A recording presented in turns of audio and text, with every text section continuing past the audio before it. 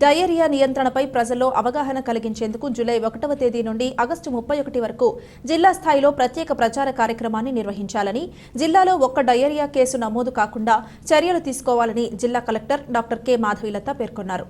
సచివాలయం నుంచి రాష్ట్ర ప్రధాన కార్యదర్శి నీరబ్ కుమార్ ప్రసాద్ సంబంధిత శాఖల అధికారులతో కలిసి జిల్లా కలెక్టర్లు, వైద్య ఆరోగ్య ఇతర శాఖలతో వీడియో సమావేశం నిర్వహించారు.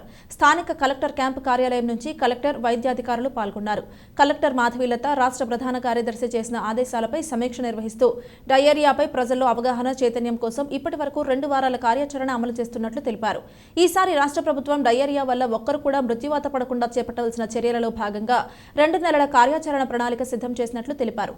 ఆ మేరకు జిల్లా స్థాయిలో సూక్ష్మస్థాయి ప్రణాళిక సిద్ధం చేసి నివేదిక అందజేయాలని ఆదేశించారు. 5 ఏళ్లలోపు చిన్నారులకు ఓఆర్ఎస్, జింక్ సప్లిమెంటరీ అందజేయాలన్నారు. శానిటేషన్, పరిసరాల పరిశుభ్రత, శుద్ధమైన త్రాగునీరు, అనుబంధ శాఖలు, స్వచ్ఛంద సంస్థలు భాగస్వామ్యం ద్వారా ప్రచార కార్యక్రమాలు చేపట్టాలన్నారు. DMHO doctor K Venkateswararao, DIO doctor N Rajakumari తదితరులు పాల్గొన్నారు.